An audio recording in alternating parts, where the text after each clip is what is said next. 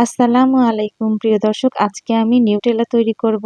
এটা বাচ্চাদের ভীষণ পছন্দের একটা খাবার। প্রথমে আমি বাদামগুলা ভেজে নেব।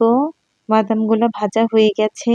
বাদামগুলো ভাজা হয়ে গেলে আমি ঠান্ডা করে বাদামগুলোর খোসা ছাড়িয়ে নিয়েছি। এখন আমি একটা ব্লেন্ডার নিয়েছি। ব্লেন্ডারের মধ্যে আমি 1 কাপ খোসা ছাড়ানো বাদাম দিলাম।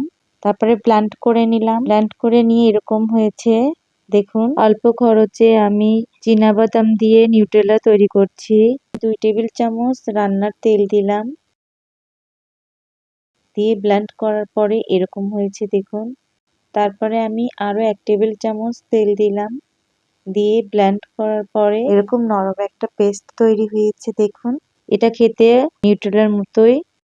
1/2 কাপ চিনি দিলাম। চিনিটা গুঁড়া করে নিয়েছি। 1 চিমটি লবণ দিয়েছি, ভিডিওটা একটু স্কিপ হয়ে গেছে। 1/3 কাপ কোকো পাউডার দিলাম। 1/4 কাপ গুঁড়া দুধ দিলাম। ভ্যানিলা এসেন্স দিলাম 1 টেবিল চামচ। দিয়ে ব্লেন্ড করে এরকম হয়েছে দেখুন।